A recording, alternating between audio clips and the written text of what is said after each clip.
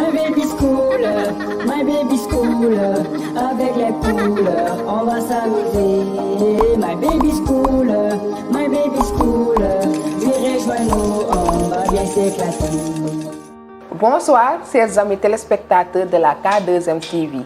Bienvenue dans votre 5e numéro d'émission School Live. Après 3 mois de vacances bien méritées, l'école sénégalaise ouvre ses portes. Tey nag ñu leen di jagleel une édition spéciale rentrée scolaire 2022-2023 am nag mbégte ak contentement di dalal sama consultant monsieur Kanfany. Monsieur Kanfany, bonsoir. Bonsoir à vous, Marème. Naka vacances, ça s'est bien passé, j'espère. Alhamdulillah, ça s'est très bien passé. Ma bàyyi la nga présenter wu ak samay téléspectateurs. En tout cas, merci beaucoup de m'avoir gratifié la parole. C'est un immense plaisir encore de partager le plateau avec vous, de le partager également avec vos deux invités, principalement à monsieur Diop et à monsieur Souma. Di am tamit contentement dalal sama deux invités, à l'occurrence monsieur Souma, juriste, parallèlement professeur et moniteur. Bonsoir monsieur Souma. Bonsoir madame. Comment vous allez? Bon, je vais bien et permettez-moi tout d'abord de saluer tous les téléspectateurs de la K2M TV. Je salue aussi l'ensemble des gens qui regardent la télévision. Je salue en même temps mes collègues et co-débatteurs qui sont là, M. Diop et M. Kanfany. Et je dirais que l'honneur m'est choix aujourd'hui de pouvoir participer à une émission très importante qui est l'année scolaire 2022-2023. Merci beaucoup. Merci beaucoup. Bonsoir monsieur Diop. Bonsoir madame Gaye. Professeur de philosophie et de développement personnel. Je vous laisse vous présenter à mes téléspectateurs. Merci beaucoup madame Gaye pour ce privilège que vous me donnez aujourd'hui de devoir débattre sur une question hypersensible qui fait l'objet de débats partout à travers le pays, à savoir les problèmes auxquels sont confrontés les professeurs au niveau des établissements. Une crise de valeur, une crise de la raison avons-nous constaté. Aujourd'hui, bien sûr, avec l'éminent professeur juriste M. Souma et votre consultant expert aussi en la matière, nous allons débattre sur le problème de l'éducation nationale. Merci beaucoup. Pour ma première question, je vais la poser à M. Diop. M. Diop, quels sont les niveaux de préparatifs pour cette année scolaire? Quels sont les niveaux de préparatifs pour cette année scolaire? Bon, disons qu'on démarre l'année scolaire timidement et aujourd'hui on a un problème au niveau des classes parce qu'on est tous conscients que l'année passée, au niveau des classes intermédiaires, apparemment dans le public, on n'a rien appris. Les élèves n'ont absolument rien appris. Et ces mêmes élèves qui étaient l'année dernière en classe de première, aujourd'hui sont en classe de terminale. Par conséquent, on a affaire à des élèves de la classe de seconde dans les classes de terminale. Des élèves qui sont vraiment en panne de connaissances. Des élèves qui viennent en classe avec des connaissances absolument limitées. C'est pourquoi aujourd'hui, nous, en tant que professeurs de philosophie, nous souffrons vraiment en classe, atrocement au niveau de la correction. Parce qu'on se rend compte qu'on a affaire à des élèves qui ne lisent plus. On a affaire à des élèves qui ne valorisent plus la lecture. On a affaire à des élèves qui n'ont pas assimilé, qui n'ont pas pu terminer le programme de la classe précédente. Ce qui est vraiment déplorable, madame Gaye. Merci beaucoup, M. Diop. Merci à vous aussi. Si ces réponses, l'année dernière était une année catastrophique. Bon, est-ce que le niveau bingen di gis instant bini c'est bien? Parce que l'année dernière, on a presque 2 mois yo xamni élèves yi janguñu. Donc si nous bëgg passer benen classe, est-ce que le niveau c'est bien? Non, il y a de quoi s'inquiéter. Il y a de quoi s'inquiéter parce que bu wax deug rek daw niveau lycée janguñu dara. Té élèves yi ba xol yagul programme bi. Élèves yi benn note rek lañ am ñu ni leen ñi passé. Donc élève première bi day ñëw en terminale avec culture philosophique bu limitée, avec culture générale même bu limitée. Donc élève boobu noonu tey di ko jàngal matière yu mel ni philosophie, di ko jàngal matière yu mel ni français, di ko jàngal matière yu mel ni histoire day jafe trop ci xale bi nga xamante ni déjà moom ay xam-xamam dafa limité woon ci année passée. D'accord, merci beaucoup. Merci. Monsieur Souma, li ñuy wax ubbi tay jàng tay, est-ce que loolu mën na nekk? Bon, pratiquement, c'est un concept que l'État a abordé depuis des années et qui ne marche pas. Parce que quand je dis que ça ne marche pas, moi, chaque année, on voit que l'État prévoit d'ouvrir ses portes et en dans ce moment T que les élèves entrent en classe et commencent à faire cours. Alors que tel n'est pas le cas, les conditions ne sont pas réunies vis-à-vis de l'État, vis-à-vis aussi du corps professoral. Mais même aussi vis-à-vis de l'environnement scolaire dans lequel l'élève doit faire ses cours. Par exemple, dans cette période d'inondation tey ñun gis nañu foo xam ne taataa yu bëri na bëriwaay boo xam ne yenn école yoo xam ne bëri na ndox élèves yoo xam ne tamit ñoom amuñu condition de vie yu adéquate nga bëgg ñu ubbi tey jàng tey loolu c'est une mission impossible que l'État impose au système scolaire parce que état tey maanaam day désengagé wu ci concept boobu bëgg a jël léegi la faute rejeté ko au professeur boo xam ne ñoom tamit quand ils voient les conditions qui sont atroces et difficiles duñ bëgg a dem jàngale ji tamit privilège boobu nag la état bi di jël après nag na professeur ñoo bëggul jàngale ak yooyu et puis en même temps que environnement bi baaxagul donc élève bi war a jàng si ñu bëgg ko defal na ko ubbi tey ñu jàng tey dañ koy tegal ci condition yu normal yoo xam ne bu ci ñëwee da nga gis classe bi set na directeur yi professeurs yi ñëw nañu à temps état bi tamit def na ci les moyens qu'il faut ba élève ba bu ñu commencé tey dinañ mën a suivre le programme parce que boo seetloo ci jamono yi yëpp at yi weesu yëpp 3 ans peut-être ba 4 ans système scolaire bi baaxul élèves yi dañuy jàng grève bi am dans le public comme l'a si bien expliqué monsieur Diop jàng année scolaire ça n'a pas été réglé de façon normale année scolaire bi toujours day basculer tantôt grève tantôt jàng tantôt grève tantôt jàng donc cumul de lacune yooyu état bi di teg corps professoral bi tamit di imposer ay privilèges yoo xam ne peut-être état boo ko digoon defu ko élèves yi tamit qui sont dans de très mauvaises conditions loolu ubbi tey jàng tey devient impossible. bon gis nañu tamit am na école yoo xam ni ba tey jii may wax ak yow commencé gu ñu jàng à cause des inondations yi ngay wax nii léegi yow en tant que professeur nan nga gisee loolu. bon loolu tamit c'est un problème bon comme je dirais un problème naturel et un problème économique. Un problème naturel d'abord parce que bon inondation yëpp ñëpp xam nañ tamit ça ne vient pas de la volonté humaine. donc yàlla mooy taw. mais tamit quand les inondations se terminent. l'État doit encore une fois prendre les mesures nécessaires. accompagner système éducatif bi accompagner aussi tamit communes yi à ce que école fu mu mën ci nekk ñu mën fa xool. dispositif bu normal dispositif bu normal yoo xam ne dinañ mën a évacuer loolu à temps élèves yi mën a dugg ci à temps parce que tamit fu ndox am yooyu ngi fi te puis abri provisoire lañ ko def au lieu que ñu doon léegi des classes ou bien des établissements scolaires c'est des abris provisoires yoo xam ne ay sinistrés ñoo fay dugg di confronté wu ci ndox mi di confronté wu ci yooyu di confronté wu ci mauvaise situation de vie mais yooyu yëpp état bi maanaam da cee war a jël ay mesures encadré ko moom mooy le chef l'État dispose du monopole de la violence légitime moom moo yor tout ce qui est politique étatique ou bien politique de la nation léegi nag moom moo war a encadré loolu yëpp teg ay mesures yoo xam ne incité tamit des ministres yi wala communes yi ku ci nekk ñu def des évacuations des eaux usées élèves bi ñuy jàng bu génnee buntu këram ba war a dem beneen ba buntu école am ndox bu ko sonal à l'école ndox du fa am de pomper dindi yooyu dindi tamit tout ce qui est santé et salubrité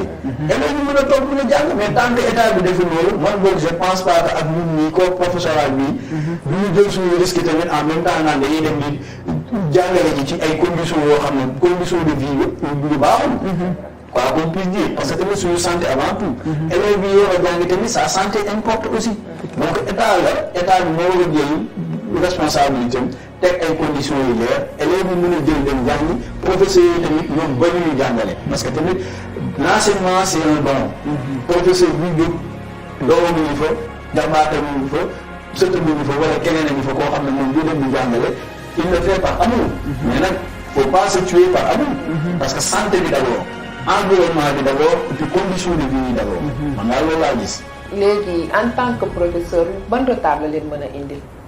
bon en tant que professeur parce que retard da ci am parce que le programme ne se terminera jamais chaque année donc état bi maa ngi gis daaw boo gisee ñun ñëpp ñu def dañoo obligé wàññi ay matières chose qui est anormale parce que programme bi mënul jeex ñu xam ne programme bi mënul jeex conséquences yi léegi dañuy dindi yenn leçons yi au profit des élèves donc ñun ñu jàngee woon ci ancien système bi ak benn programme bu figé bu baax élèves yi léegi nii mën nañu am bac comme ni ko Diop waxee amuñu niveau. parce que bu am niveau suite bi du am da ngay gis un élève de seconde yoo xam ne deful yenn matières yi. def ko première. dem terminal ñu jox ko conséquence il va échouer bu échouer nag ñu ne pour la faute au professeur. alors que c'est la faute au système. Tout à fait. C'est la faute au système. Les conséquences boobu nag ñoo présenté wu. Tout à fait. dëgg bi du neex mais loolu moo fi am. merci beaucoup monsieur Souma léegi tegal sa loxo foofu ci problème mu matière yi. ma ñëw monsieur Diop. dans quel esprit d'état êtes-vous en tant que professeur? Bon, dans quel état d'esprit suis-je en tant que professeur? Disons un peu frustré. À partir du moment où nous sommes dans un pays où le système éducatif est galvaudé. À partir du moment où nous sommes dans un pays où on ne valorise pas les savants. À partir du moment où nous sommes dans un pays qui ne valorise pas la sagesse. dañu nekk ci dëkk boo xamante ne xam-xam. Le système sénégalais néglige les savants, néglige ceux qui vénèrent le savoir. Et on est inquiet, on est frustré quand on voit que l'État n'accompagne pas les professeurs. On est inquiet, on est frustré quand on voit que l'État n'investit pas dans l'éducation. On est inquiet quand on voit que le système éducatif du Sénégal est tombé sous l'eau. On est inquiet quand on voit que, tout simplement, malgré tous les efforts que les professeurs essaient de faire en classe, l'État lui-même a carrément dégagé ses responsabilités. Parce que je ne peux pas concevoir un État qui dispose d'un monopole de la violence, laisser tout simplement des établissements dans des états insalubres, dans des états complètement dégueulasses. Parce que comme l'a dit tout à l'heure mon ami, on ne peut pas se tuer par amour. Avant tout, c'est la santé du professeur. Et le professeur, il mérite d'être dans un bon environnement. Le professeur, il mérite d'enseigner dans un environnement où il n'est pas exposé à certains microbes, où il n'est pas exposé à certaines saletés. Nous avons vu comment sont les établissements. Les établissements sont très inaccessibles. Des fois, pour venir à l'école, on est obligé même de marcher sur l'eau. Ce qui est inadmissible. Ce qui est inadmissible, Madame Daï. Donc, si je comprends bien, vous les professeurs, vous avez parlé moralement avant l'école de tijji. Mais le seul problème, c'est l'inondation et l'abri provisoire. Oui, c'est l'inondation et l'abri provisoire. Mais aussi, il y a quelque chose aussi qui chagrine. Il y a quelque chose qui chagrine. Et qui chagrine, c'est quoi en fait? C'est-à-dire, c'est le niveau des élèves. L'État n'aide pas les élèves en fait. Parce que l'avenir d'un pays repose sur sa jeunesse.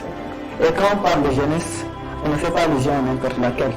On fait allusion à une jeunesse ambitieuse, à une jeunesse studieuse, à une jeunesse bien préparée.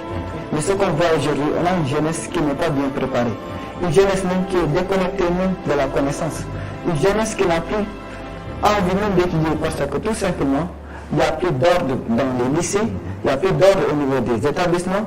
Nous savons tous les réalités auxquelles sont confrontés les professeurs, tellement de débauches au sein des établissements, tellement de banditisme, tellement de choses vicieuses qu'on ne peut pas dire.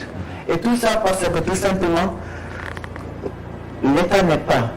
Parce que je pense que dans n'importe quel établissement, l'État devrait recruter des personnes morales, des personnes éthiques, chargées tout simplement de veiller sur le comportement et l'attitude des élèves qui viennent là-bas.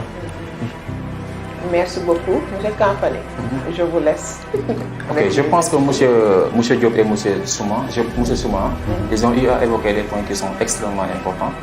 Je voudrais d'abord revenir sur les propos que M. Diop a développés, parce que tout à l'heure, dans l'une de ses réponses, il a eu à évoquer la difficulté qu'ont les élèves pour comprendre réellement, en tout cas, les tenants et les aboutissants de la réflexion philosophique.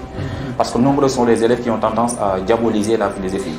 Maintenant, en tant que professeur de philosophie, est-ce que vous ne jugez pas nécessaire qu'on initie, qu'on commence à instaurer la philosophie dès la classe de première? C'est normal même, parce que la philosophie est différente des autres matières, parce que la philosophie, elle n'a pas de prérequis et de prérequis, comme l'histoire, le français, l'anglais. C'est une discipline que malheureusement les élèves n'embrassent qu'en classe de terminale. Et c'est une discipline qui a un programme balèze de 32 chapitres, que l'élève ne peut pas assimiler en 9 mois. D'où l'urgence, et ça urge même, de commencer cette discipline dès le cycle secondaire. La philosophie doit être commencée on doit l'enseigner aux élèves à partir de la classe de seconde. À partir de la classe de seconde, l'élève doit maîtriser ce qu'on appelle le rudiment de la philosophie. D'où la nécessité de faire une initiation dès la classe de seconde. Tout à fait. L'initiation en philosophie. Absolument. Parce que déjà en classe de seconde, l'élève doit savoir qui est Socrate, d'où vient la philosophie, pourquoi philosopher, l'histoire de la philosophie. C'est quoi philosopher, pourquoi cette discipline est indispensable au développement intellectuel de la personne. Et dès la classe de seconde, l'élève doit avoir connaissance, doit se familiariser à certains auteurs, à certaines citations. En classe de première, on commence à lui faire ce qu'on appelle tout simplement une initiation à la méthodologie de dissertation et de commentaires. Donc en classe de terminale, l'élève sera déjà rodé. Il n'aura aucun problème d'assimiler cette matière que tout à l'heure vous avez dit qui semble être diabolisée. C'est normal parce que les professeurs de philosophie, ils ont leur jargon. Et comme on a affaire à des élèves qui ne lisent plus, donc naturellement, c'est pas un problème quand on entend un élève dire que les profs de philosophie sont incompréhensibles. Ils ne peuvent pas nous comprendre en fait. Parce que les mots que nous utilisons ne sont pas accessibles à leurs esprits qui sont déjà bornés, limités, empoisonnés par le nouveau développement technique et scientifique. Mais M. Diop, en écoutant les réponses que vous avez évoquées, on a comme l'impression que vous êtes en train de faire ce qu'on appelle l'apologie de la philosophie. Tout à fait. Ce qui est tout à fait normal. Mais le paradoxe en est que d'autres ont tendance à dire que la philosophie elle est dangereuse. Que répondez-vous à ces gens? La philosophie elle est dangereuse. La philosophie elle est dangereuse que pour celui qui est doté d'un esprit faible et d'une foi très faible. La philosophie, au contraire, si elle est dangereuse, elle n'est pas dangereuse à l'absolu, mais elle n'est dangereuse que relativement. Les gens qui diabolisent ces disciplines, souvent sont des personnes qui n'ont jamais embrassé en fait la grandeur de cette discipline qui semble être une discipline divine. La philosophie elle est divine. La philosophie c'est une activité purificatrice qui purifie les 4 éléments de l'homme et qui peut permettre même à celui qui la pratique d'entrer en symbiose, en communion avec son Créateur.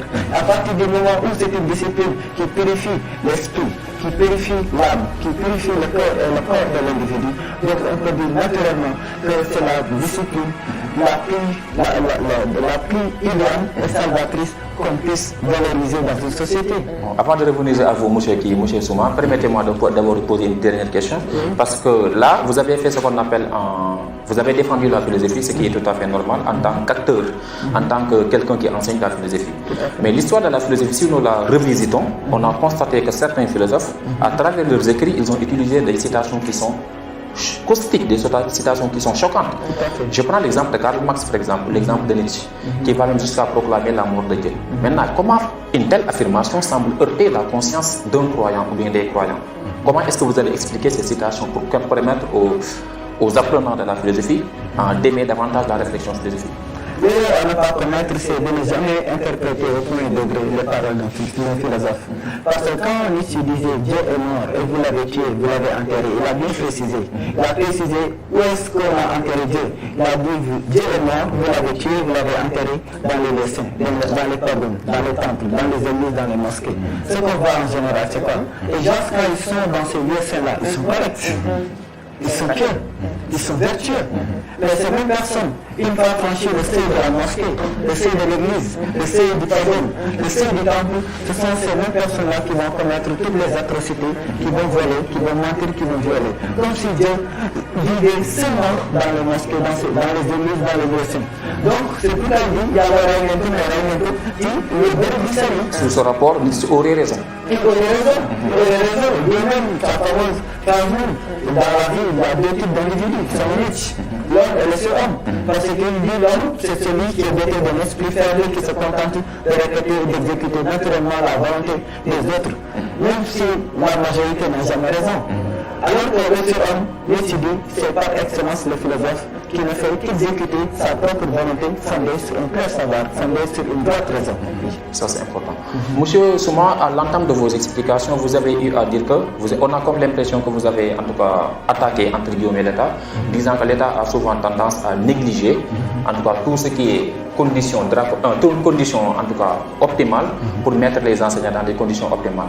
Maintenant, ne pensez-vous que les enseignants, eux, de leur part également, ils doivent en tout cas prendre toutes les dispositions pour faire de telle sorte que les élèves aussi puissent avoir des résultats satisfaisants ou des résultats positifs?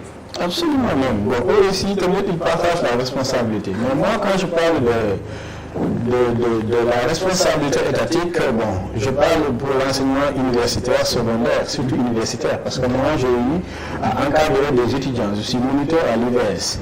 Donc là-bas, je vois que le programme est tellement désordonné et puis on ne respecte pas le semestre qui se pose. Parce qu'un étudiant de l'UVS peut faire une année, presque 2 ans. Une licence. Un étudiant peut être de la licence 1, pour passer de la licence 1 à la licence 2, il fait 2 ans. Ça, c'est anormal. Ça, c'est une condition à cause de l'État. Qu'impose l'État. Parce que c'est l'État qui encadre à travers ses ministères de l'enseignement supérieur et le ministère de l'Éducation. Donc, moi, quand il y a un problème, il faut ipso facto indexer en premier lieu l'État.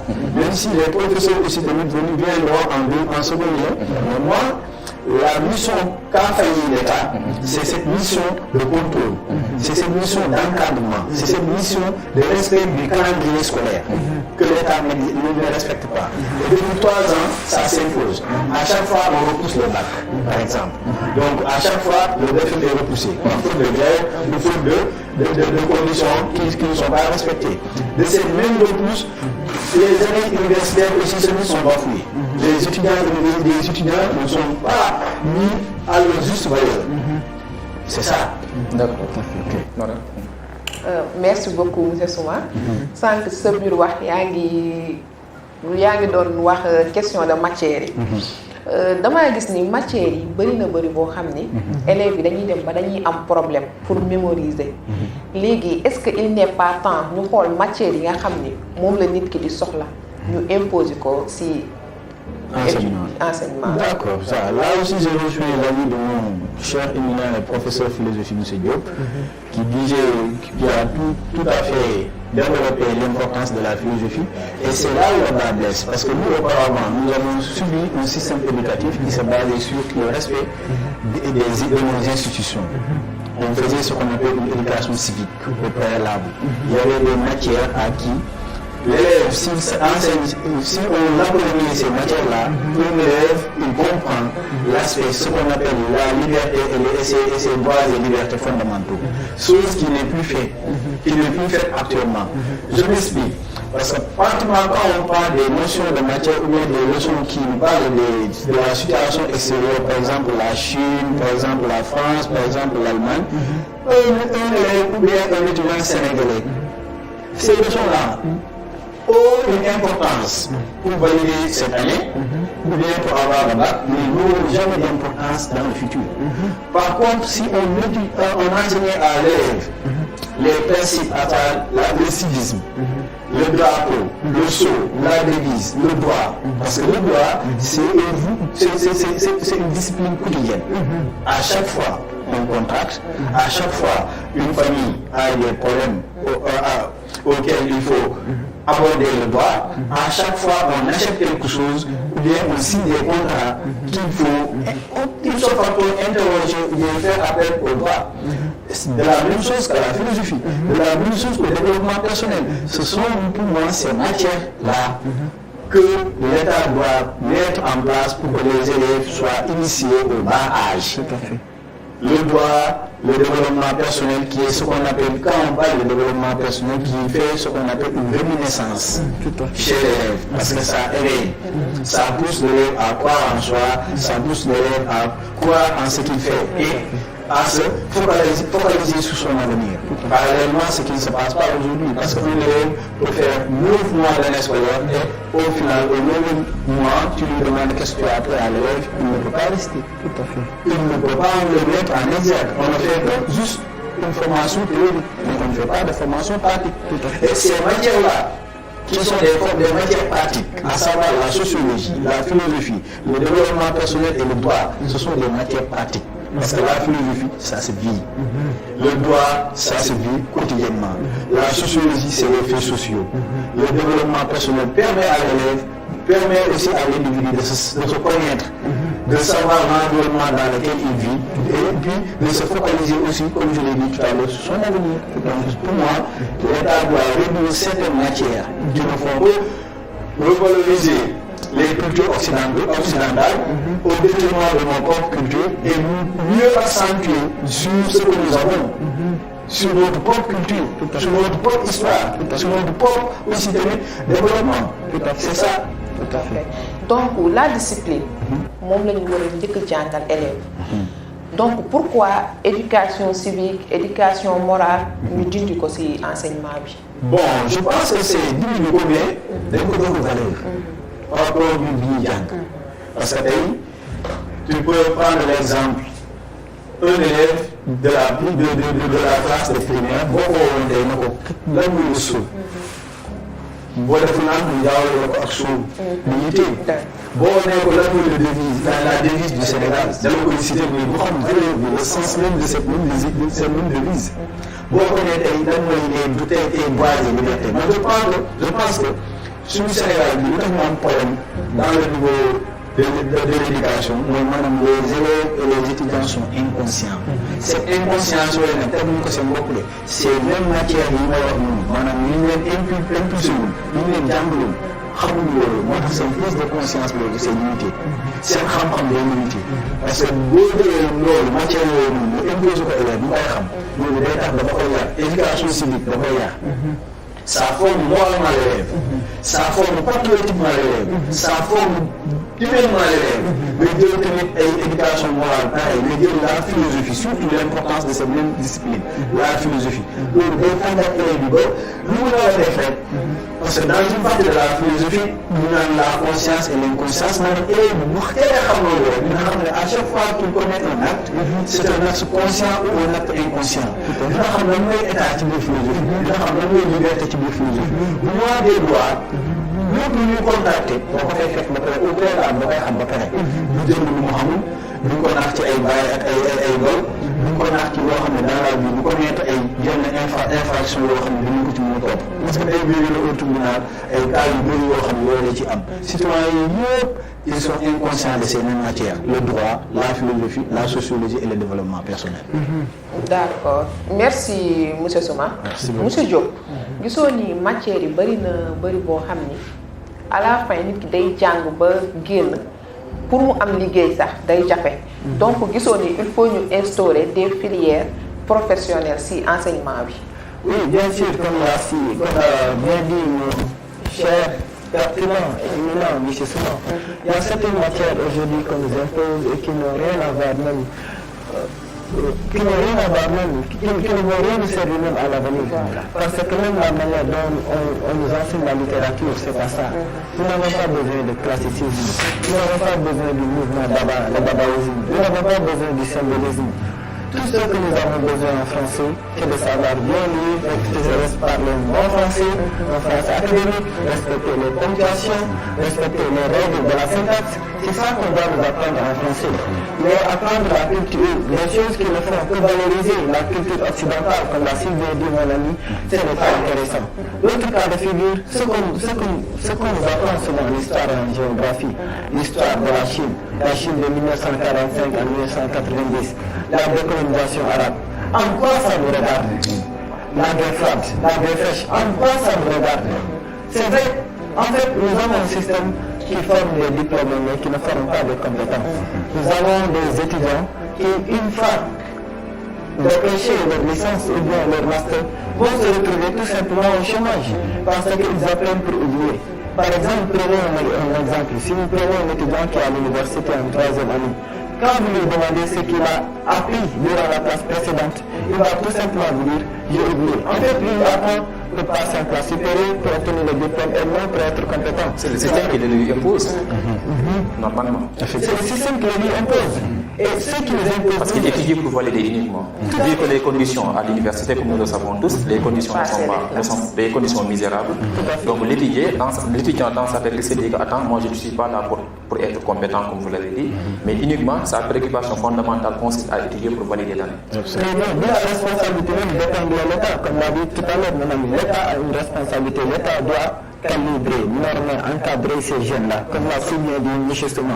Parce que l'État doit permettre, programmer des insertions pour ces étudiants-là. doit former des jeunes qui sont compétents. Aujourd'hui, on a constaté que le chômage est plus constaté chez les étudiants diplômés que chez les non-diplômés. Parce que les étudiants diplômés, pourquoi ils chôment? Parce qu'ils sont titulaires d'un diplôme et ils sont là à attendre le métier de leur diplôme. Ça, que l'État ne l'avait jamais prévu pour eux. Donc la responsabilité de l'État, c'est quoi? C'est de faire un suivi rigoureux sur ces étudiants-là. Valoriser certaines matières. Bien sûr, comme il a dit, le développement personnel. C'est une matière qui est incontournable dans la société de la seconde modernité où nous sommes aujourd'hui. Des disciplines comme le droit. Parce que le droit, j'ai l'habitude de dire que le droit est la discipline la plus noble, la plus salvatrice, la plus divine comme la philosophie. Parce que c'est une discipline qui permet à l'apprenant d'être conscient de ses droits et aussi de ses devoirs vis-à-vis des membres de la société. C'est une discipline qui peut permettre à celui qui s'y adonne, à celui qui l'étudie, d'adopter toujours un comportement réfléchi, une attitude raisonnable et d'avoir une vie réussie à la fin. Monsieur Diop, si ni nga ko waxee loolu laa lay teg si parce que parfois da ngay gis nit ku ñëw Sénégal bëgg xam histoire Sénégal du dem jëli professeur en histoire du ko dem jëli mais day dem fekk benn géwal bu toog mu woo ko ne ko raconter ma histoire Sénégal te moom la ñuy gën a déglu que ni professeur bi nga xam ni moom dafa jàng histoire Sénégal yow loolu nan nga ko gisee. waaw c'est vrai wax nañ ko léegi parce que histoire bi ñu koy jàngalee fii du loolu. parce que nit amoon na ko jàngal histoire beneen réew. amoon na ko jàngal histoire Chine. amoon na ko jàngal ay guerre Corée. amoon na ko jàngal histoire Palestine Israël. jàngal ko d'abord propre histoire am propre culture am mu xam boppam comme ni ko doon waxee Cheikh Anta Diop.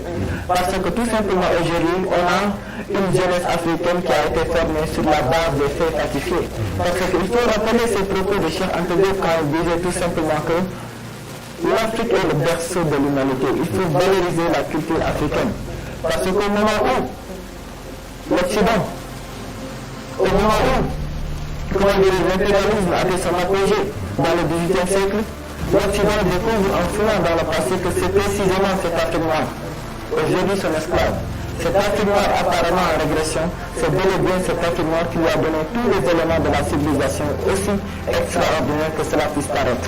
Voilà la vérité, voilà la réalité. Cette vérité, il n'était pas possible de l'exprimer parce que Cheikh Anta Diop nous dit clairement que ce sont des savants de très haut niveau qui ont sciemment commis ce qu'ils appellent un véritable crime contre l'humanité. Aujourd'hui, le crime qui a été commis, c'est quoi? On nous a imposé une culture, une histoire dont notre société, dont nos élèves n'ont pas besoin. Donc, nous avons besoin de nous apprendre qui est Cheikh Ahmad Bamba, qui est El Hadj Omar Foutiyou Tall, qui est El Hadj Malick Sy, qui est Saint-Paul, qui est... Il y a tellement de philosophes, il y a tellement de savants ici, de Sénégal d'une histoire, qui est Barnas, qui est quotidiennement. Parce qu'il faut préciser même, Socrate, l'un des fils de Socrate est enterré ici au Sénégal, à Sokone. C'est un peu de là, mais c'est vrai. L'un des fils de Socrate est enterré ici au Sénégal, à Sokone. Quand tu vas enseigner le fils de Socrate, extraordinaire. Tous les savants grecs, ils sont venus en Afrique pour chercher la vraie connaissance. Pythagore, il a fait 13 ans d'études en Égypte. Thalès, il a fait 13 ans d'études en Égypte. Platon, il a fait 11 ans en Égypte. Et quand il est retourné en Grèce, on l'a appelé fils de Dieu, enfant de Dieu, parce que c'était une à l'époque, il n'y avait que les dieux qui le disaient. Et il a appelé en Afrique. C'est en Afrique que tous les savants les plus illustres, qu'on appelle les présocratiques, les Démocrites, les Parménides, les Anaximandres, les Pythagore, les Thalès, sont venus apprendre la géométrie, l'arithmétrie, l'astronomie, la philosophie. Donc, l'Afrique est le berceau de l'humanité. Donc, nous devons nous apprendre notre histoire, qui nous sommes. Nous avons les Cheikh Ahmad Bamba, les Hadj Omar Foutiyou Tall, les Saint-Paul, nous avons les Hadj Malick Sy, nous avons les Barnas, nous avons les Kotibano, nous avons tellement d'historiens et de figures et d'icônes morales dans ce pays. Les hommes de Dieu, bien sûr, qui sont les plus grands philosophes, parce qu'un philosophe, c'est seulement celui qui vénère le savoir. Un philosophe, c'est celui qui est passionné à la quête de la vérité. C'est pourquoi j'aime me faire le plaisir de rappeler ces propos de mon meilleur ami Michel Campagny quand il disait la philosophie est la quête, enquête et conquête de la vérité. Donc un philosophe, c'est seulement celui qui vénère la vérité. Et ça, c'est la base à ça. Merci beaucoup. Bon, moi j'ai deux questions, si vous me le permettez. Je pense que la première question, elle concerne vous deux en tant que des enseignants. Par contre, la seconde, elle est intrinsèquement réservée à la vie des élèves. Parce que la question qui m'intrigue un peu, c'est la violence au milieu scolaire. Parce que si nous faisons un flashback, un retour en arrière, 1 an, 2 ans, on a constaté que le milieu scolaire était gangréné par la violence perpétuelle. Et dans vos explications, dans vos réponses de tout à l'heure, vous avez dit que on a comme l'impression que les apprenants d'aujourd'hui manquent de civisme. On ne leur pas inculqué le civisme dans le milieu scolaire. Si le civisme était inculqué dans le milieu scolaire, de tels comportements, on ne pourrait pas les voir dans le milieu scolaire. Mais aujourd'hui, on voit des élèves qui, en venant à l'école, de par leur accoutrement, on voit clairement, on se pose la question à savoir s'ils sont des apprenants ou bien des enfants de la vie, pas seulement et pardonnez-moi l'expression. Maintenant, que faut-il faire? Quelles sont les mesures, en tout cas draconiennes, les mesures idoines qu'il faut prendre en tout cas pour éradiquer la violence dans le milieu scolaire? D'accord. Donc là, je pense que c'est 2 mesures qui seront partagées. Parce que d'une part, il y a ce qu'on appelle toujours comme de l'index, la responsabilité de l'État, qui doit mettre une vision disciplinaire pour encadrer l'enseignement scolaire, encadrer aussi le milieu scolaire, inculquer aussi des matières, comme je l'ai dit tout à l'heure, le civisme, le moral et le développement personnel, certaines matières qui feront galvaniser ou bien qui feront moraliser l'élève. Éduquer l'élève. Éduquer l'élève d'abord. L'autre cas de figure qui s'impose et qui est plus primordial aussi, c'est les parents. Parce qu'un parent doit éduquer son élève, tout comme son enfant. L'enfant qui doit aller à l'école, il faut l'éduquer à la maison, le prendre en charge de tel point que si l'enfant va à l'école, son accompagnement aussi, toi le parent, tu dois veiller à ce que l'enfant se comporte correctement. Là aussi, c'est une responsabilité parentale. Aujourd'hui, nous avons tendance à voir les parents qui dotent très tôt les enfants des smartphones, téléphones, tablettes et consorts. Tel n'est pas le cas auparavant. Et ces enfants-là, un parent peut donner ça à son enfant sans le contrôler. L'enfant, une fois donné le smartphone, tablette ou consort, il a le droit de se connecter partout, de visiter tous les sites. Donc, un parent éveillé, un parent conscient, un parent qui est obligé pour la réussite de son enfant, doit obligatoirement contrôler son enfant. Ne pas lui donner un smartphone, ne serait-ce que dans la mesure du possible de lui donner un smartphone simple. Mais qui serait pour ses besoins pédagogiques. Mais tel n'est pas le cas ici. Donc, monsieur Souma, êtes-vous en train de nous dire que les nouvelles technologies de l'information et de la communication, d'une part, sont en train de l'influencer négativement les apprenants? Absolument, les nouvelles technologies d'information, d'une part, font réussir les élèves, qui sont conscients et qui savent l'utiliser à bon escient. D'autre part aussi, on voit obligatoirement que la plupart de nos élèves ici, que ce soit étudiants et élèves, sont beaucoup plus démoralisés, sont beaucoup plus obnubilés par cette nouvelle technologie. Donc les WhatsApp, ils passent beaucoup de temps sur ça et ne font rien que d'introduire des photos, d'autres sites à l'extérieur. L'enfant, s'il n'est pas contrôlé, il passe tout son temps à regarder, excusez-moi du terme, des sites pornographiques. Et c'est même type qui vont provoquer. Donc je pense que les types peuvent aider l'enfant, mais aussi la plupart, ici au Sénégal, ça crée des conséquences qui font que les élèves actuellement aussi ne réussissent pas dans le milieu scolaire. Tout à fait. Mais monsieur Souma, yéen professeurs yi tamit est-ce que amoo leen ci part de responsabilité parce que da ngay gis élèves yi bu fekkee côté habillement la dañ leen di jox ay uniforme mais da ngay gis góor ñi yenn góor ñi xale yi dañuy dem wàññi seen tuba yi ba mu gën a sew bu fekkee jigéen ñi la ñu wàññi seen jupe yi ba mu gën a gàtt yéen loolu est-ce que amoo leen ci part de responsabilité? waaw bu njëkk xam nga ñun bi ñu daan jàng dañ daan ragal suñu respecté suñu professeur de à tel point que buñ ko gisee sax dañuy daw xale amatuñu worma boobu amatuñu kerse boobu tey bis topp mooy accoutrement loolu uniforme lañ daan def bu njëkk mais léegi blouse la gars yi di def blouse la ñuy def dans les établissements que état bi wala établissement bi war a jël prise en charge pour régler les mesures disciplinaires di ko def. Donc élève bi da koy permettre mu soog a neex wàññi ko te boo ko nekk benn sanction loolu peut-être c'est le propre professeur ñoo ci def yenn part de responsabilité mais bu ñu fàtte ne état bi defoon na fi benn genre politique boo xam ne dafa ne day jël uniforme de tous respecté wu état bi defoon na fi tamit des certaines mesures yoo xam ne danaa carrément violence yi maanaam dañuy inciter dina jël ay mesures à tel point que violence scolaire bi dina ko sanctionné ñaata élèves yi attaqué seen professeur ñaata élèves yi daj ay fenêtre état bi du am suivi du am suivi Saccager des écoles. saccager les écoles te état bi yëpp c'est à l'état parce que professeur état bi tamit moo dund loolu en classe à l'école primaire bu njëkk dañ daan sanctionné élèves dañ koy sanctionné ba sa kër maanaam doo ko classe jiitalaat ko këram yóbbu ko ci yaayam ne ko kii daa faussé wala dafa def lii école nga dóoraat ko yaayam ne la dóoraatal mais l'état a tout def nii l'état a tout éliminé au niveau des enfants mais léegi xëy na boo ko joxee yenn pouvoir te encadré woo ko il va abuser de ses pouvoirs donc loolu c'est la responsabilité étatique partagée avec la responsabilité parentale parce que tamit parents yi tamit koo jublee doomam bu porté la beneen wala ma dem attaqué la donc loolu professeur bi lu mu ci mën a ci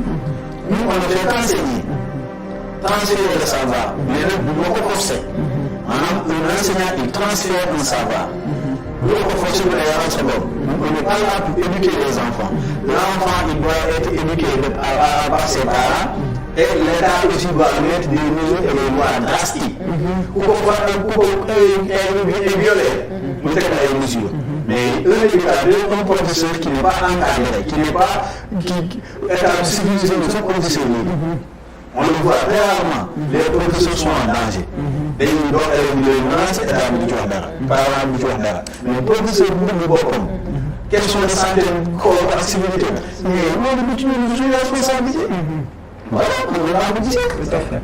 Monsieur Kampani, je vous laisse terminer votre question. Ok, la deuxième question était la suivante parce que monsieur Diop, elle est posée à monsieur Diop certainement, parce que vous avez eu à évoquer des points qui me semblent extrêmement importants et l'un de ces points consiste à faire ce qu'on appelle l'apologie de la philosophie. Si on revisite l'histoire de la philosophie, on a comme l'impression qu'à la question de savoir d'où vient la philosophie, cette question elle est problématique. A priori, il y a deux thèses contradictoires qui s'affrontent, dont la première soutient que la thèse de qui soutient la thèse selon laquelle la philosophie serait née en Égypte, en Afrique, plus précisément en Égypte. Par contre, la seconde soutient qu'elle est purement occidentale, la philosophie serait née pour la première fois en Grèce. Maintenant, en tant que professeur de philosophie, comment trancher une telle polémique? Il n'y a pas de polémique, parce que la question a été résolue depuis toujours et pour toujours. La philosophie, l'Afrique est le lieu spermatique de la philosophie. La philosophie est née en Afrique. Mais l'Afrique, par manque d'outils, par manque d'organisation, Et pourtant, d'autres penseurs soutiennent le contraire. Je pense à Martin Heidegger, je pense à Platon, qui disent clairement, systématiquement que, bon, Hegel même va même jusqu'à tenir des propos qui me semblent extrêmement racistes en disant clairement que l'esprit n'a pas traversé le continent africain. Sous-entendu que les Africains sont incapables de raisonner. Oui, à travers l'histoire, on a connu ces savants racistes comme Heidegger, comme Hegel, qui disait que l'Africain est à peine plus intelligent que l'animal. Platon, il n'ose pas dire que l'Africain soit moins éveillé que l'Occident. Pour lui, qui a fait 22 ans d'études en Afrique. Parce que ce qu'il faut noter, c'est que tout simplement, qu'à travers l'histoire, Cheikh Anta Diop l'a dit, l'histoire de l'Afrique a été bafouée. L'histoire de l'Afrique a été falsifiée par des savants de très haut niveau. Non pas par ignorance, mais par idéologie. Parce que après avoir pris conscience que l'Égypte a été l'origine de l'histoire, qu'est-ce qu'ils ont essayé de faire, ces égyptologues? Ils ont essayé de dire tout simplement que l'Égypte est un accident géographique, que l'Égypte, c'est l'orientalisme. Mais Cheikh Anta Diop a démontré carrément que l'Égypte n'est pas l'Orient. L'orientalisme, c'est une falsification, c'est une frustration. Parce qu'aujourd'hui, nous savons clairement que l'Africain est vachement plus intelligent que l'homme blanc. Mais l'homme blanc a quelque chose de plus que l'homme africain. L'homme blanc est plus organisé que l'homme africain. Plus méthodique, disons. Plus méthodiquement, l'Africain n'est pas conscient de qui il est. L'Africain n'est pas conscient de ses valeurs. L'Africain, il y a un document, mais il y a les Blancs, ils ont, depuis longtemps à travers l'histoire, ils ont, abrogué les hommes noirs, en inculquant dans leur esprit qu'ils sont des barbares, qu'ils sont des êtres inférieurs, alors que l'histoire a démontré que, tout simplement, cette Afrique noire a été la source, le lieu spermatique de toute civilisation. Alors, que répondrez-vous à Martin Heidegger qui dit clairement, je cite, j'ouvre des guillemets, la philosophie est par le grec, et il faut avoir des oreilles grecques pour l'entendre. Non, ça me rappelle. La citation, c'est La philosophie est par le grec. Et il faut avoir des oreilles grecques pour l'entendre. Entendons par là, si on n'est pas grec, on est incapable de philosopher. Seuls les Grecs sont capables de philosopher. Que répondrez-vous? ce qui est absolument fait. Vous êtes sénégalais. Ici, sénégalais. Et regardez ce que nous sommes en train aujourd'hui de faire avec la philosophie. On est en train de philosopher. Nul ne détient le monopole de la philosophie. Parce qu'après tout, la philosophie, c'est quoi? C'est apprendre à penser. C'est apprendre à penser comment? À penser de façon correcte. Et de façon rationnelle. Est-ce à dire que le grec est plus rationnel, plus correct dans les pensées? En tout cas, c'est ce qu'il soutient. Ce qui est impossible. C'est pas l'idéologie de propos de Cheikh Anta Diop. C'est une promotion fausse qu'ils ont faite par idéologie justement pour abaisser le noir. D'accord. Oui. Voilà. merci beaucoup di leen fàttali ni yéen a ngi seen émission School Live fii sur la K2M TV ñuy waxtaanee spécial rentrée scolaire 2022-2023 monsieur Diop n'est-il pas temps d'inclure la langue maternelle dans l'enseignement sénégalais? loolu kay bokk naa sax ci ñu koy xeex parce que philosophie sax dañ ko war a jàngale ci olof xale yi mën ko xam bu baax parce que mënuma concevoir ñu jël une langue étrangère comme le français l'espagnol le portugais l'anglais ñu ngi koy imposer parce que philosophie tey dañ ko war a jàngale ci olof tey suñu maam Bachir Diagne moom Songe Diouf l'autre même l'éminent professeur Sanusi Ba xeex nañ loolu ba tey pour philosophie ñu jàngale ko en wolof mais problème bi comme je l'ai dit tout à l'heure nous nous plaisons à valoriser la culture occidentale. Nous ne sommes pas fiers de ce que nous sommes. Nous ne sommes pas fiers de nos langues nationales. Et il est temps d'enseigner ces disciplines par la langue locale, bien sûr. Merci beaucoup. Donc langue maternelle bi parce que ñun ñu ngi utiliser tout le temps français am na matière yoo xam ne comme la philosophie suñ ko doon jàngee ñun ci suñu olof est-ce que élèves yi duñ ci gën a gis seen bopp? Bien sûr, la philosophie dégg-dégg rek la laaj. Philosophie matière bi dégg-dégg la tout simplement parce que parfois en classe on a un problème. Tu dis un mot, l'élève il est là, il te regarde, il ne comprend rien du tout. Les élèves ils ont l'habitude quand ils font le cours de philosophie d'activer ce qu'on appelle les 4 R. Regarder, recopier, ranger, rentrer. En cours de philosophie, il regarde le professeur, il recopie, il range, il rentre. Boo génnee boo ko lay jàng tamit prof bi monsieur Kanté xam nga sax moo la wax. Donc bu liggéey rek sama bopp def ko dina nekk ndax amul loolu. Quand monsieur Kanté dit Edouard, conservatrice, on voit encore Anachronique. ay anachronique. Mais dans l'esprit de l'élève boo xamante ne pour lecture langue français am nañu jàng boo bëgg a dem xam nga anachronique yow ñu dañ sama wax anachronique xam nga ko. Voilà. Keneen donc philosophie bi dañ ko war a jàngale en wolof. Déjà ñun am nañ ay philosophie yu baax cité naa ko sànq fii Sénégal am nañ ay Kocc Barma am nañ ay Cheikh Ahmadou Bamba ndax philosophie la la jàngal vertu philosophie diine la comme religion parce que la religion elle nous apprend comment nous devons nous comporter dans la société la philosophie elle aussi elle nous apprend comment nous devons nous comporter dans la société est-ce que ñoom Serigne Touba ñoom Alaaji Malick ñoom Baye Niass ñoom Limamou Laye est-ce que ñoom aussi jàng nañ ñoo la ñu war a comporter ci société ndax philosophie loolu vertu te vertu loolu ci olof baax yaru maanu doylu am ngor am jub am kilifa loolu yëpp boo ko tënkee ci français moo lay wax vertu donc on dit que la philosophie est la sagesse qui est vertu et cette vertu là consiste à se rattacher toujours à la vérité mais loolu suñu sëriñ yi fi nekkoon ci loolu jàngal nañu loolu donc pourquoi ñuy imposer Socrate ñuy imposer Platon c'est vrai que Socrate bëgg naa loolu ñu naa ko tuddee doon na mais nag ça n'exclut pas ça ne veut pas dire aussi qu'il est supérieur vraiment à nos vaillants et nobles savants qui sont là au Sénégal. Monsieur Kamfani si ñoom Socrate yooyu ngay ñëw. professeur yi. lu tax doo leen gën a mettre l'accent si ñoom Cheikh Anta Diop genre yooyu noonu. mais ay Platon ak Socrate. pourquoi ça lu tax doo leen jël Sénégal lañ nekk. enseignement bi tamit dañoo war a jàng ñi nga xam ni ñoom. ay penseurs sénégalais. ay penseurs voilà doo leen mettre accent si ñoom. comme j'ai l'habitude de le dire xam nga indépendance bi ñuy wax bi rek.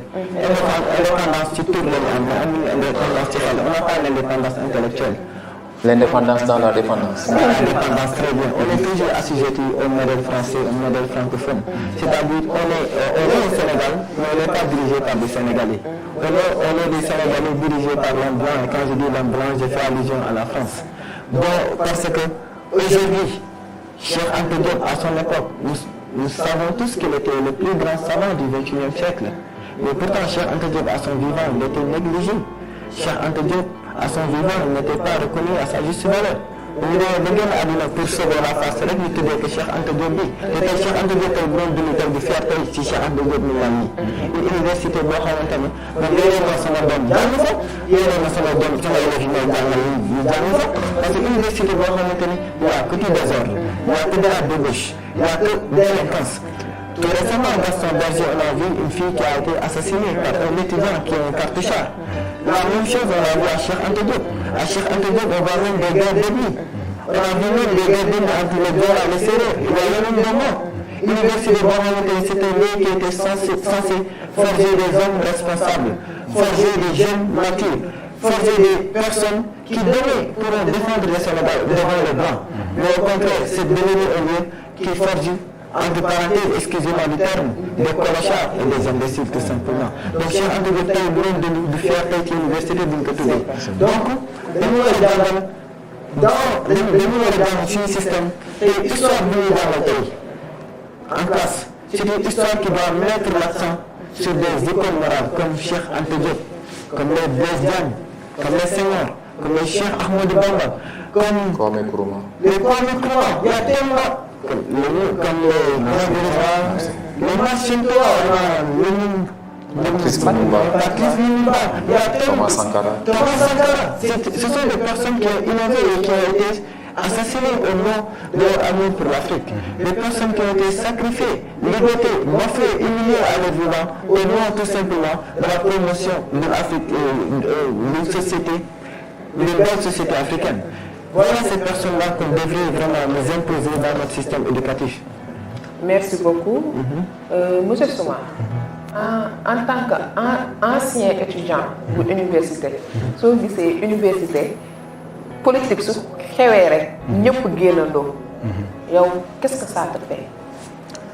Bon, je rejoins l'avis de M. Diop qui a pu terminer tout à l'heure avec ses propos en disant que bon, l'université c'est comme un jungle actuellement parce qu'il y a des camps, il y a des ethnies qui s'imposent au profit de la politique parce que au lieu de gagner, au lieu de gis xam ne carrément fii c'est pas un lieu de culte, c'est pas un lieu de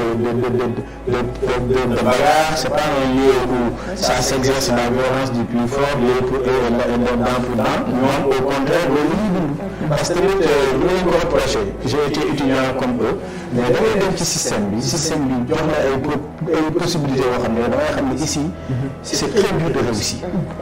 Par exemple, tu te retrouves avec 2000 étudiants. Tu es en amphi. 2000 étudiants en première année. Le professeur te dit que vous êtes 2000, par exemple. À la licence 1, pour passer à la licence 2, vous serez 1000. Licence 3, vous serez 500. Il y a la licence 3 pour le master 1, vous serez 100. Master 2, vous serez 50. C'est décourageant. Les étudiants nouvellement représentés. Il est découragé et il est frustré. Sa frustration va à l'encontre de l'État parce qu'il va se dire que c'est l'État qui m'a sacrifié. Parallèlement, parce que s'il y a quelque chose, politiquement, parti bi nekk fii di ko boosté opposition na ko carrément état bi la sacrifié mais c'est étudiant là c'est révolté mooy à chaque fois mu am ay tensions de grève tensions de partis politiques qui s'imposent bagarre entre différents syndicats loolu dafay indi à l'université mais étudiant au départ demuñu woon pour échec yi demuñu woon pour grève yi demuñu woon pour adhérer ci benn parti politique il était orienté à l'UCAD pour son avenir à l'UGB, à l'ICAD, à l'USB UVS à Assane Seck bu Ziguinchor mais day dem xool des conditions atroces su koy fekk xam ne système bi dafa bëgg comme la ciblé di il fait le système fait une formation théorique mais pas pratique. Théoriquement tu peux être bien dans un diplôme mais dans la pratique tu n'as pas de spécialité. Un étudiant qui a le master 1, master 2 il n'a pas de spécialité. Mais au final, cet étudiant va se retrouver frustré. Par contre, s'il n'est pas frustré, vous donne un commerçant. Tout à fait.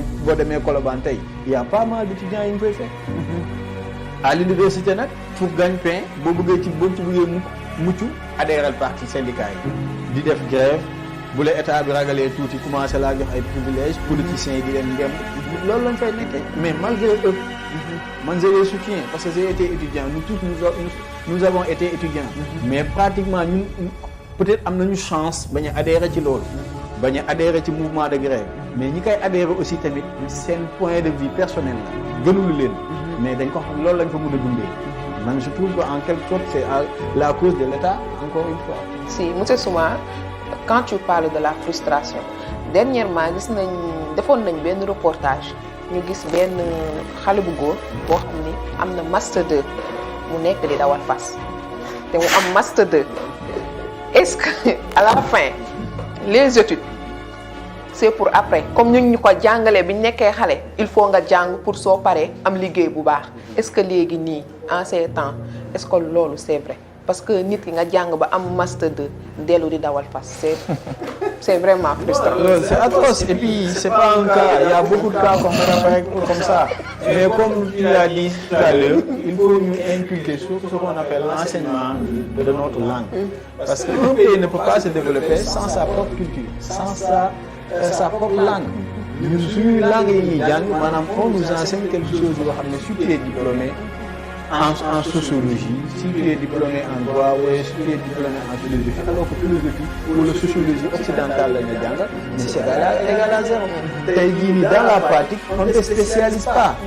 L'État avait forgé ce qu'on appelle école-emploi, moo ko instauré woon dans sa politique, mais l'État n'a pas respecté cette politique. Parce que école-emploi veut dire qu'un étudiant doit obligatoirement être employé. Parce que ñu am bac am nga niveau liggéey. Dans la mesure où am nga benn tuuti ci benn xam-xam dans toutes les matières que tu as fait, am nga ci benn matière boo xam ne yow c'est bëgg nga ko mën nga ko exercer. Mais l'État n'a pas respecté cette politique. Moo fi instauré woon loolu. L'État n'encadre pas. Parce que tamit si l'État encadrait dans toutes les entreprises qui se trouvent au Sénégal, l'État mën na jël spécialité par spécialité. Ne entreprise bii par exemple ICS étudiants yi nekk foofu nga xam ne dans ñu ngi def seen BTS en agronomie en alimentation en agent commercial mu jël leen foofu instaurer leen une fois que leur licence soit obtenue état bi jël leen ne instaurer exiger entreprise bi ne ko carrément dama def foofu stage jëlal ma samay étudiants dem dans d'autres entreprises tas les différents métiers, encadrer ces étudiants. Parce que récemment, une étude a été faite concernant ce que Diop avait dit, que les chômeurs actuels sont les diplômés. Maintenant, quand tu es diplômé, tu chômes plus.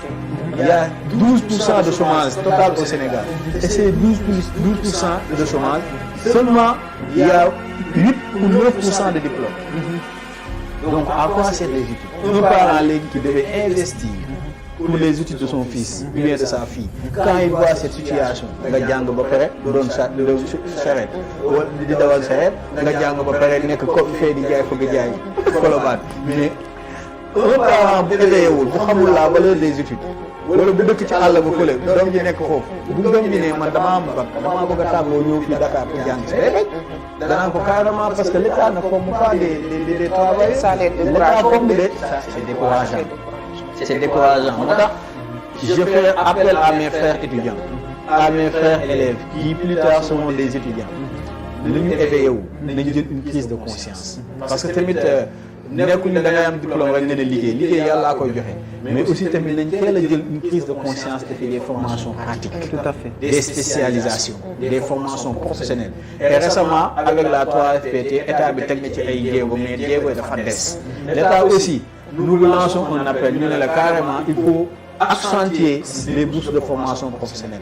Nous, de notre côté, on fait de notre mieux en tant que professeur parce que nous, on essaie toujours d'apporter notre pierre à l'édifice en créant des cours de renforcement pour encadrer les élèves, en donnant des cours gratuits. Moi, récemment, j'ai été sollicité par la mairie de Mbao. Je 6 mois gratuits. Encadrer les étudiants et élèves de 6 mois gratuits.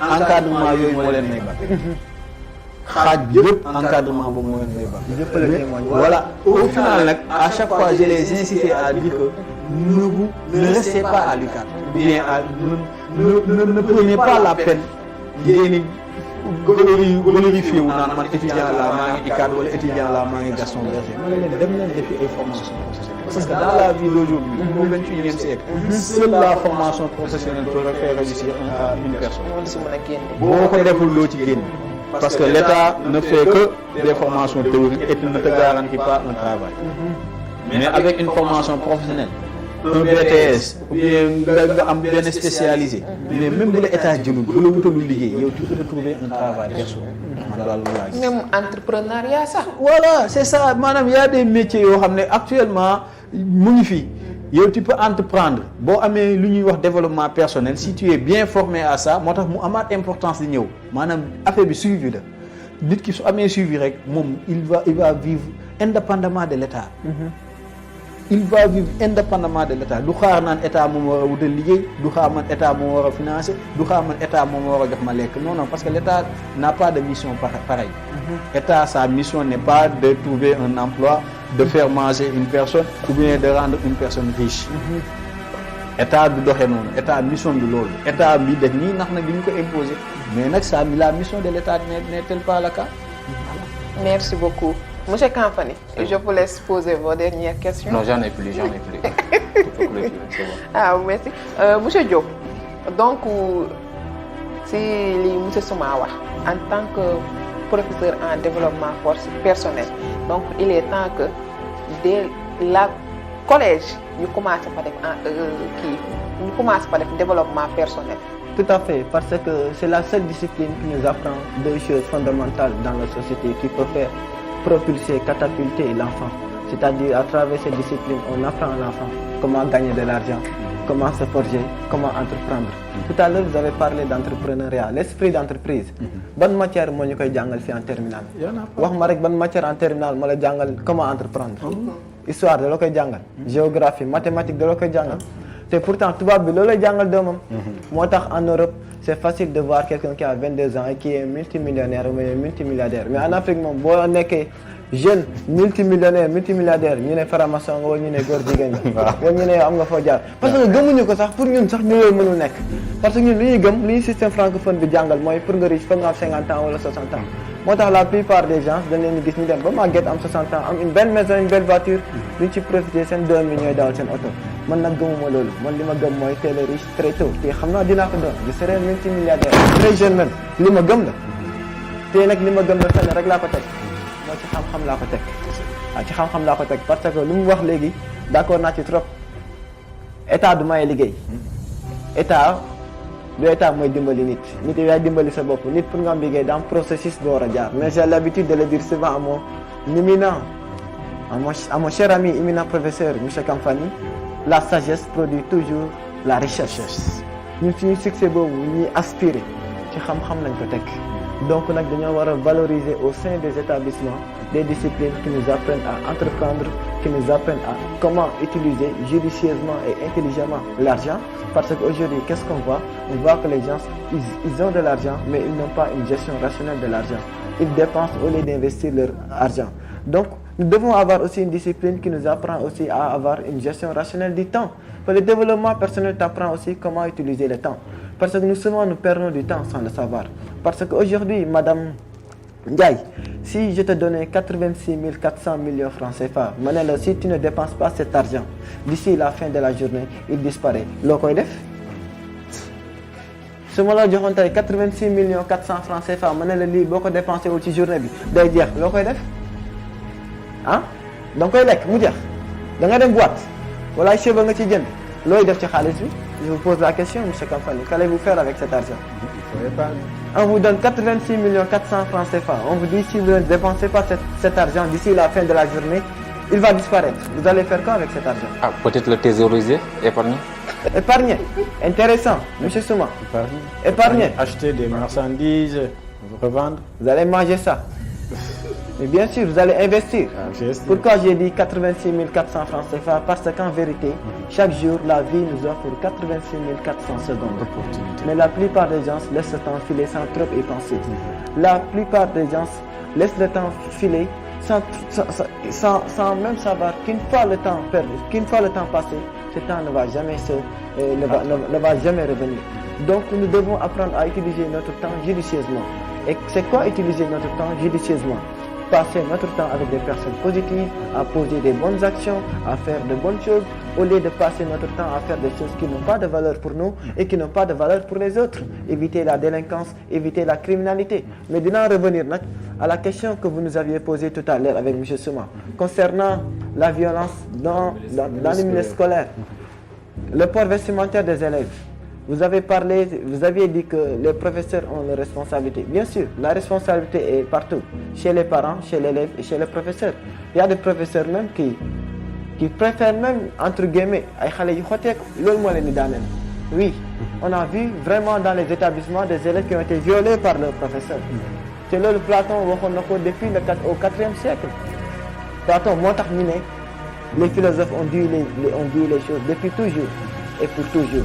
Et les choses qu'ils ont dites ont été tellement bien dites qu'on arrive toujours trop tard. Platon, lorsque les pères s'habituent à laisser faire les enfants, lorsque les fils ne tiennent plus compte de leurs paroles, lorsque les maîtres tremblent devant leurs élèves et préfèrent les flatter, lorsque finalement les jeunes ne reconnaissent plus au-dessus d'eux l'autorité de rien ni de personne, alors c'est là, en toute beauté, en toute jeunesse, le début de la tyrannie. Tyrannie n'est pas violence. Vous voyez cette violence, c'est un petit déclic. Parce que les parents dañuy bàyyi seen doom def lu leen neex. Jeunes yi respecté tuñu seen parents. Il va dans les maisons, une jeune fille ou un jeune garçon, il s'adresse comme il veut à ses parents, comme il veut à ses frères. Ni muy comporter ak parents yi noonu lay comporter ak professeurs yi.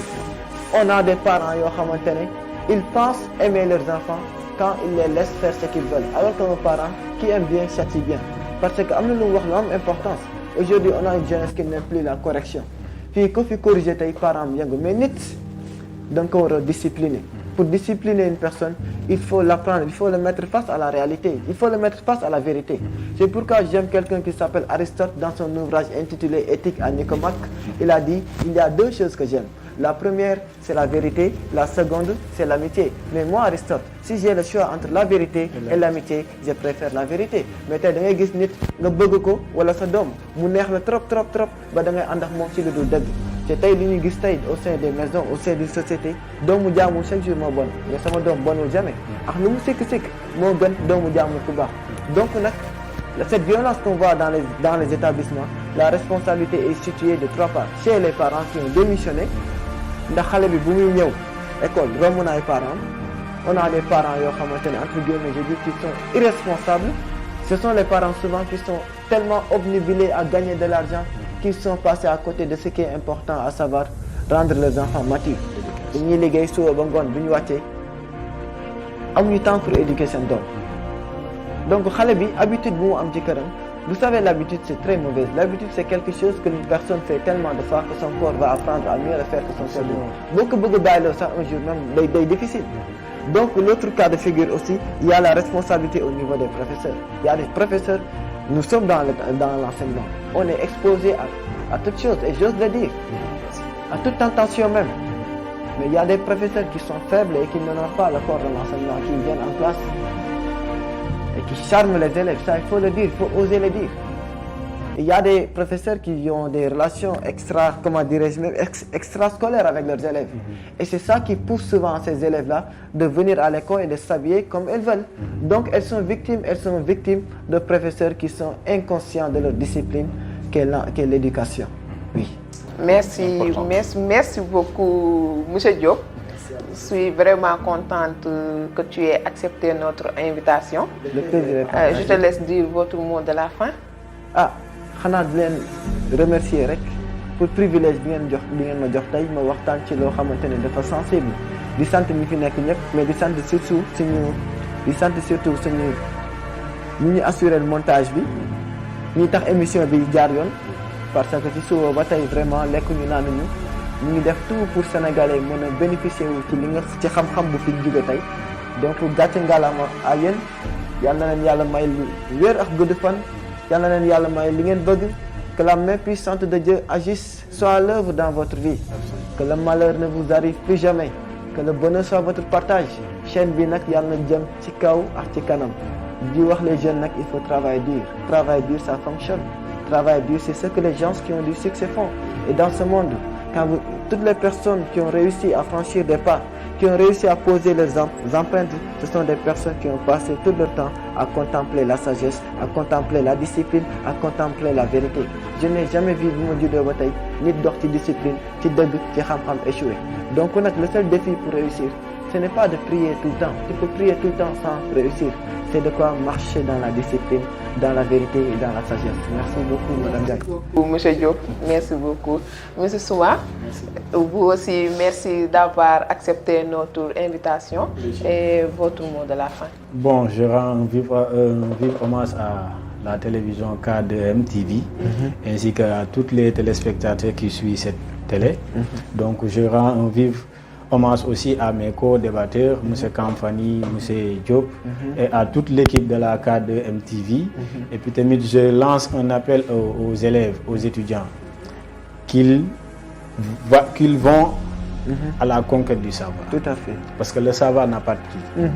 Le savoir n'a pas de prix pour celui qui te lègue le savoir. Le savoir n'a pas de prix pour l'étudiant ou bien l'élève qui a ce savoir. Effectivement. Donc, bordé qu'est élève, ne te dis pas que moi je vais à l'école pour réussir. Mais dis-toi en premier lieu que je vais à l'école pour comprendre, pour avoir le savoir, pour avoir la sagesse.